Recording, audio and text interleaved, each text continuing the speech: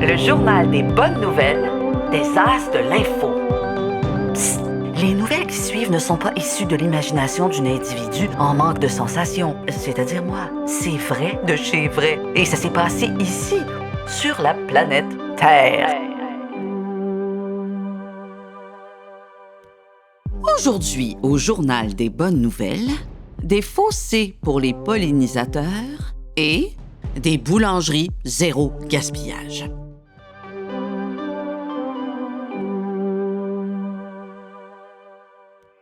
Chronique Petite créature.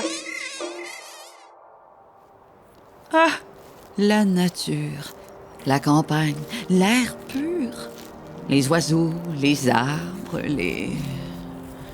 Mais voyons, il me semble qu'il manque quelque chose à ce tableau enchanteur. Les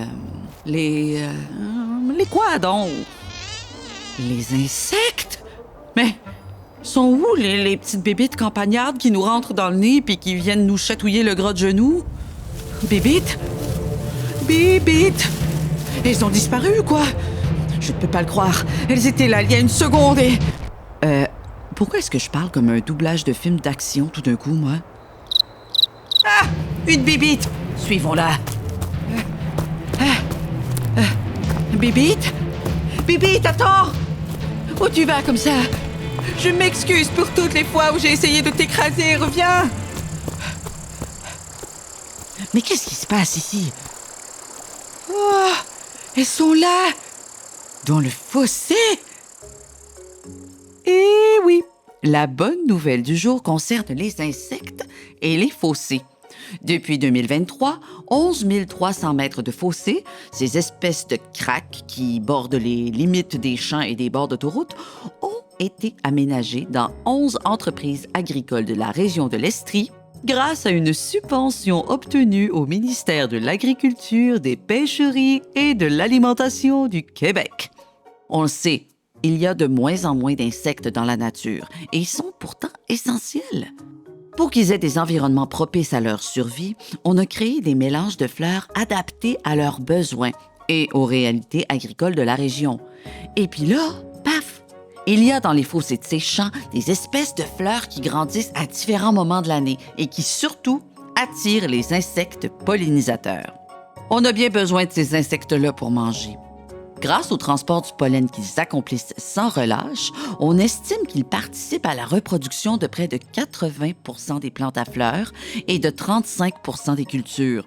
Pour te donner une idée, si on les perdait, c'est jusqu'à 70 de nos fruits et nos légumes qui arrêteraient de se retrouver sur les tablettes de nos épiceries. Ah! Les fossés! Je les avais complètement sous-estimés. Plus jamais! Poursuivons.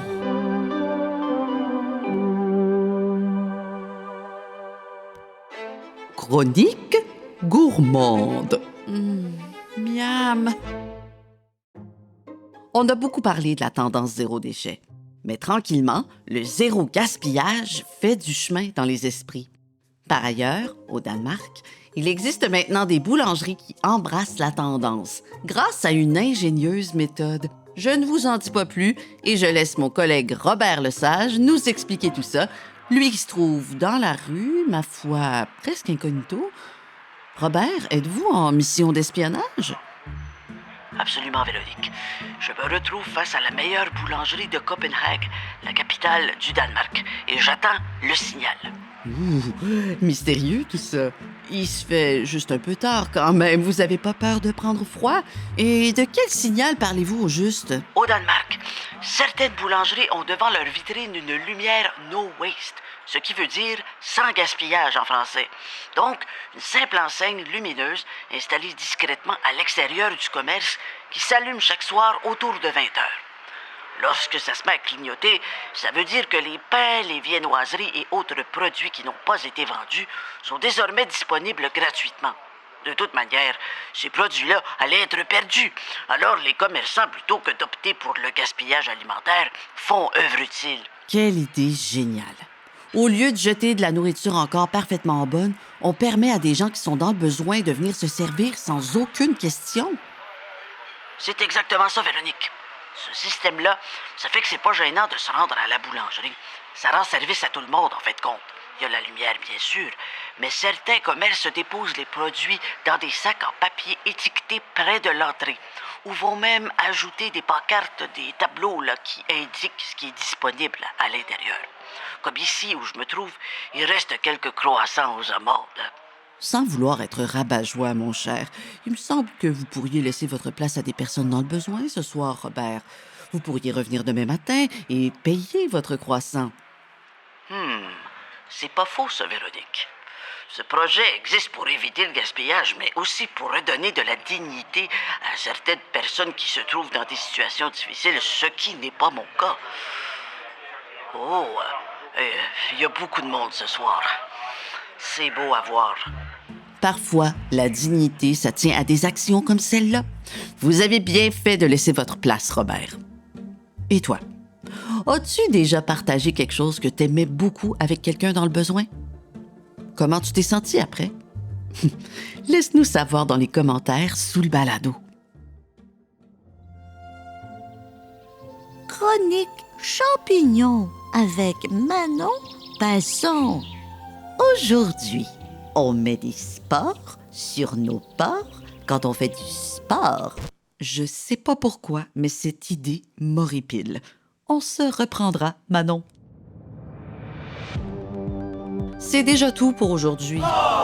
Si tu as le cœur tout chaud grâce à ces bonnes nouvelles et que tu veux absolument pas en rater une seule, ben retrouve-nous toutes les semaines sur les As de l'info. Et si tu connais quelqu'un qui aurait bien besoin de se faire remonter le moral, partage à un ami. On se retrouve la semaine prochaine pour plus de bonnes nouvelles. Une production La Puce à l'oreille pour les As de l'info et le Petit Bureau de presse. Texte et voix, Véronique Pascal. Réalisation, Francis Thibault. Pour plus de nouvelles pour enfants, visitez lesasdelinfo.com.